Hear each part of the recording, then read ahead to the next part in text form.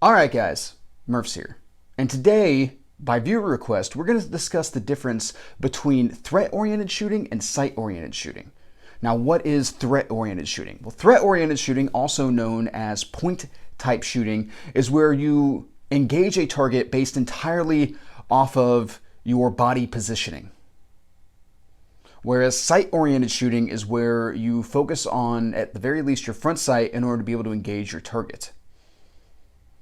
Now, threat-oriented shooting has been around for as long as there have been projectile weapons, and its most notable use, at least in the United States, is during the 1930s, where the United States Army had a manual that actually covered threat-oriented shooting, which involved the 1911 A1, kind of like the one I have here, Springfield Armory 1911 A1.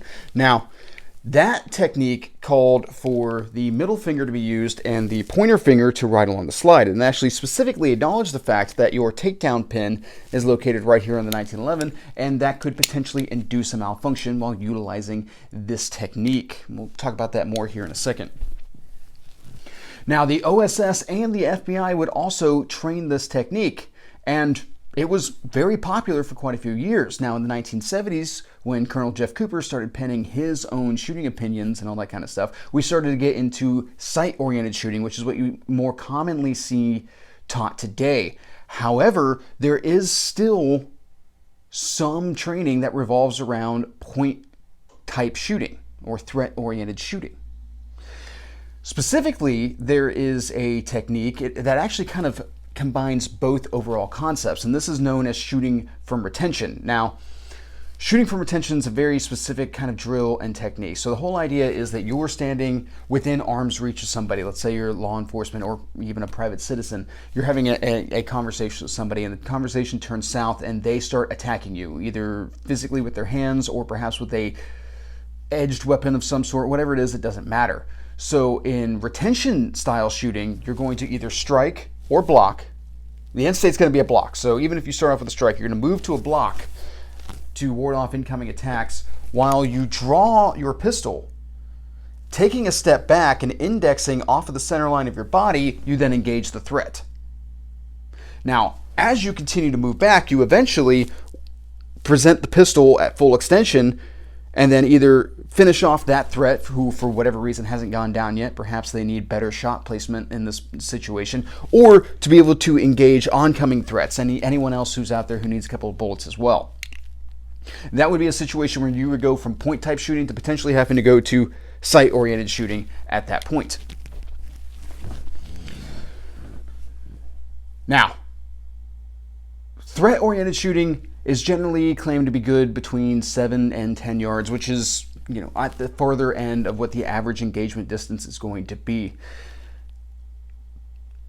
But there's a couple of things that go into being able to engage out to those distances. Now, keep in mind, the whole thing is based around consistency. So you are squared off to the threat. You are able to present the weapon, and you have consistent grip, you have consistent presentation, and you have consistent fundamentals that are going to make that engagement successful in that situation. That's really not that different from sight-oriented shooting as well. It's a lot of the same stuff. You still need to have the appropriate body positioning. You still need to draw and present your weapon in the same way every time so that you can come up on that front sight with your hazy focus on your rear sights and engage that threat out to whatever distance it is that you need to. The issue with threat-oriented shooting is that if you change the body positioning just a little bit, that might throw off that dynamic for you.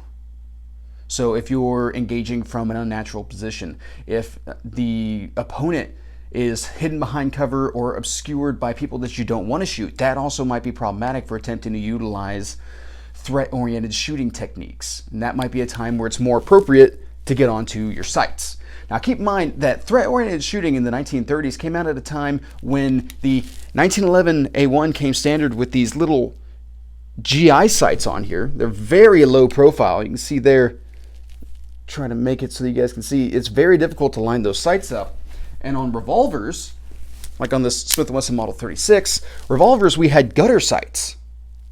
Though adjustable target type sights were available at this time, they were not frequently seen on combat style pistols. So you can understand why somebody would want to maybe default to threat-oriented type shooting so that they can get onto that threat much faster, so they can engage the threat faster and put them down accurately, as opposed to trying to fish around and find that gutter sight or the little nubbins on defensive sites. Because 1911 was not alone in this. A lot of the Browning designs and stuff like that had very small sights, and military pistols all throughout the world at this time have very small sights.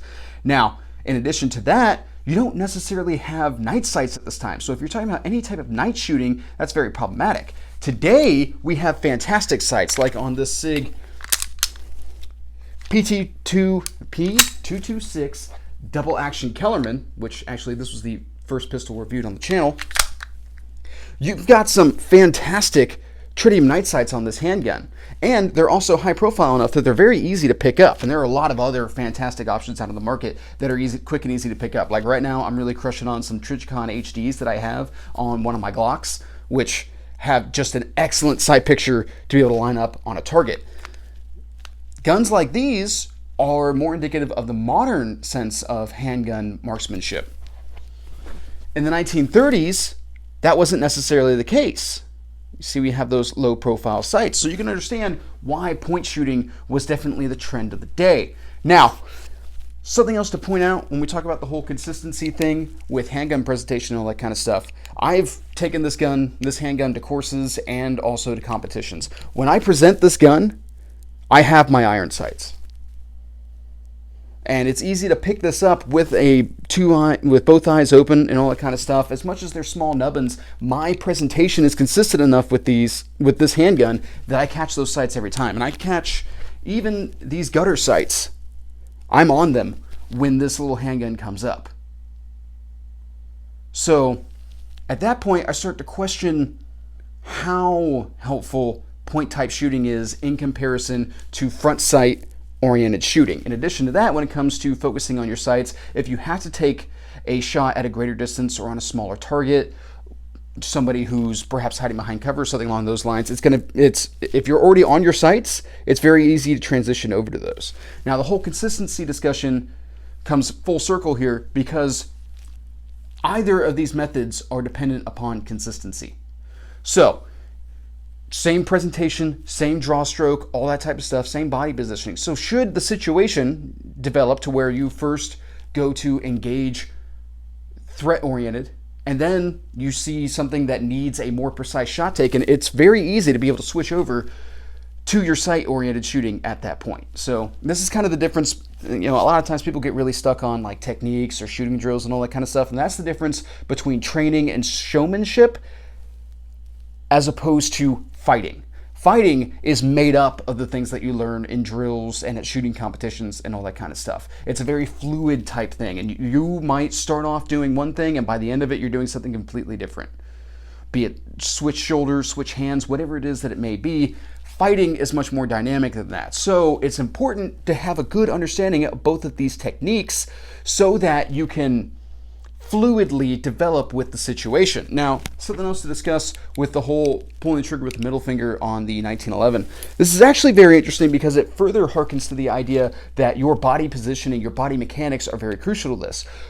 So if you are threat-oriented, you're getting ready to engage a target utilizing threat-oriented techniques.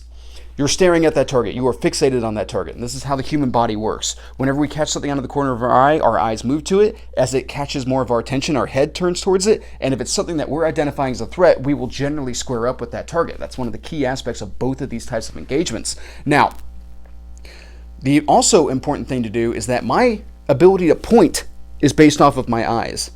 If I point at something and then bring my eyes over to it, it's not nearly as accurate as if I bring my eyes to something and then bring my pointer finger to it. And it's the same type of thing that you see in bill drills, or if you're doing like box drills or something like that. You move your eyes, then you move the weapon. You move your eyes and then you move the weapon. It's the same type of deal here in this engagement. You're starting off already focused in on your target, and then that pointer finger is just supposed to make sure that you're aligning with the threat at that point.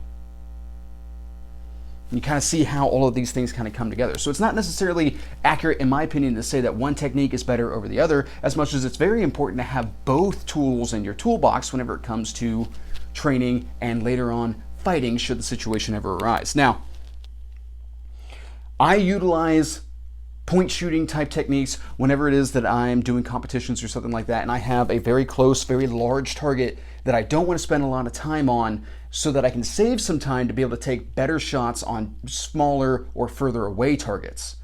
So a lot of times you might start off right in front of a target, squared off with it, and then at that point you start utilizing retention type techniques or just whatever body positioning, quick, and then on to the next target.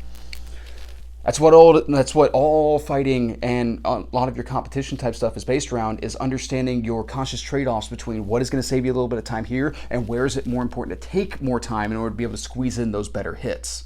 So for distance type shooting, I'm not going to necessarily utilize point shooting type techniques. That's where I'm going to bear down on my sights, spend a little bit more time being deliberate with my sight alignment. This might not be a situation where I'm just front sight oriented as much as I am front sight, rear sight. All right, cool, press fire. And then when I get to those close targets, now I'm more focused on just the front sight or even just utilizing point shooting techniques.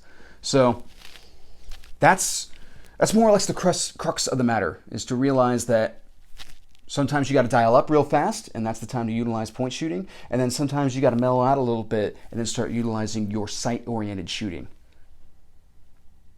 All right, guys, I hope you found that interesting and or enlightening. That's pretty much what I got on this particular subject. So, have a good day.